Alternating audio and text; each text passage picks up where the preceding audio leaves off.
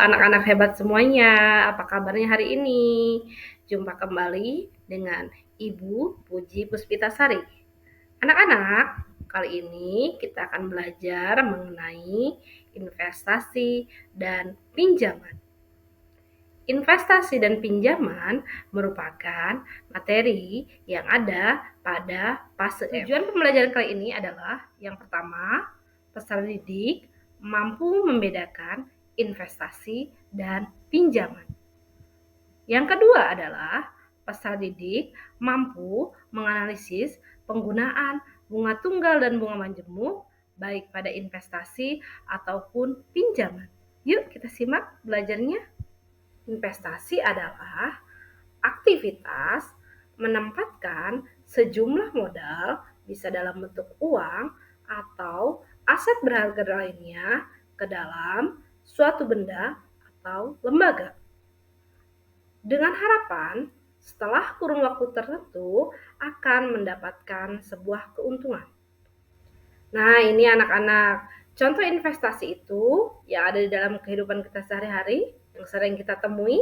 Yang pertama itu adalah asuransi, yang kedua adalah investasi tanah, yang ketiga adalah investasi emas, yang keempat adalah reksadana. Masih banyak investasi-investasi lain yang bisa kalian pelajari. Setelah kalian mengetahui tadi apa itu investasi beserta contoh-contohnya, sekarang kalian akan belajar apa itu pinjaman. Adalah salah satu istilah penting dalam dunia keuangan.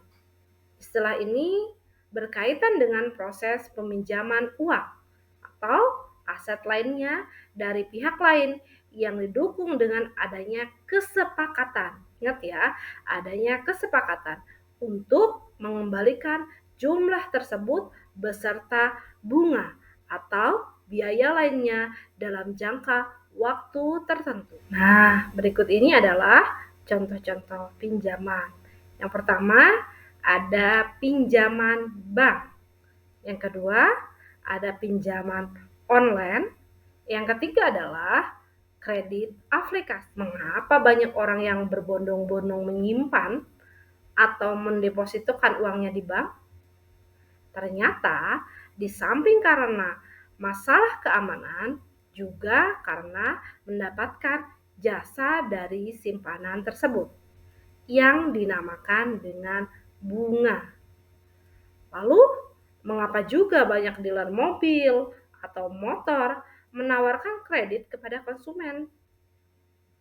Ternyata karena dengan kredit, dealer akan mendapatkan tambahan modal dari sejumlah modal yang telah ditanamkan. Nah, tambahan modal tersebut itulah yang dinamakan dengan bunga. Jadi, menurut anak-anak ibu semuanya, apa itu bunga? Anak-anak, bunga itu adalah jasa dari pinjaman atau simpanan yang dibayarkan pada akhir jangka waktu yang telah disepakati bersama. Bunga itu dibagi menjadi dua. Yang pertama, ada yang namanya bunga tunggal. Yang kedua, ada yang namanya bunga majemuk. Apa sih bunga tunggal itu? Bunga tunggal adalah bunga yang diperoleh pada setiap akhir jangka waktu tertentu, yang mana tidak dipengaruhi oleh besarnya modal yang disimpan. Ingat ya, perhitungan bunga tunggal pada setiap periode itu selalu tetap. Lalu, apa bedanya dengan bunga majemuk?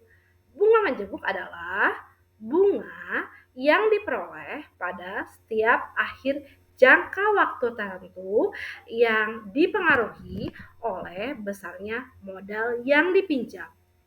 Perhitungan bunga majemuk setiap periode berbeda sesuai dengan besarnya modal yang dipinjam. Nah, supaya kalian lebih paham lagi, apa sih perbedaannya bunga tunggal dengan bunga majemuk? Yuk kita bahas kasus berikut ini. Ibu Ani memiliki uang sebesar 10 juta rupiah. Ia berencana untuk menginvestasikan uangnya ke salah satu bank. Setelah bertanya-tanya ke beberapa bank, akhirnya ia tertarik pada dua pilihan bank. Bank A menawarkan dengan menggunakan bunga tunggal 10% per tahun. Sedangkan Bank B menawarkan dengan suku bunga majemuk 10% per tahun. Ibu Ani berencana menabungkan uangnya selama 5 tahun. Supaya investasi Ibu Ani menguntungkan, bantulah Ibu Ani menentukan bank mana yang bisa ia pilih. Untuk yang Bank A dulu kita bahas. Bank A itu menggunakan bunga tunggal. Langkah yang pertama adalah bunganya 10% per tahun. Maka langkah yang pertama, kalian menentukan besarnya bunga dengan cara mengalihkan 10% kali 10 juta.